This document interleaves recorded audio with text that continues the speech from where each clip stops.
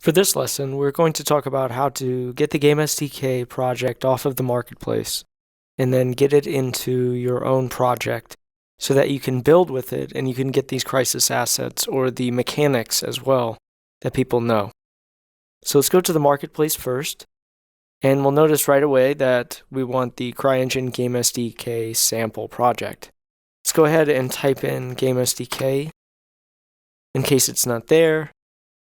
And we can scroll down, but we need to go to the full project section, and then we can notice that it's in the full project. Let's go ahead and click on this.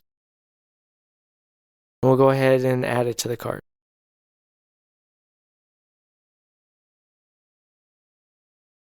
Like before, I'm going to agree to the terms.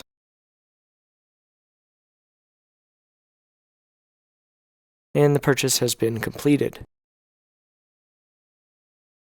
So we come back to our library and we can see our My Assets. We can see we have the Cryengine GameSDK sample. If we go ahead and install that, it's quite large, so I'm going to go ahead and pause the video for a second, and then we'll get back to installing it and getting it into your Cryengine build. Now with GameSDK downloaded, we can install it into our project. So like before, let's go in and reveal it in the Explorer. And this shows us that it's in Crytek GameSDK 5.0. Let's go back to our project, and we're going to reveal that as well.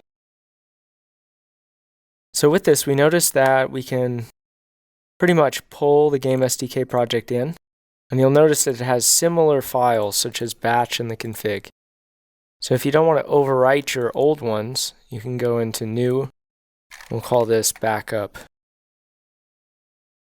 And what we want to do is pretty much just copy our asset bin, editor, game, and config. We can stick that in the backup folder. Now what we'll do is we'll copy these in.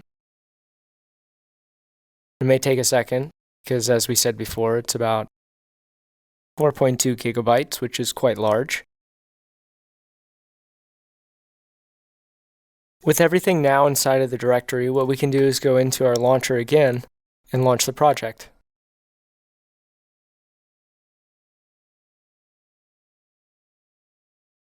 You'll notice right away that it took incredibly longer to install the project because it had to load a lot more data. So let's go into File, Open, and let's pick a single-player Woodland demo.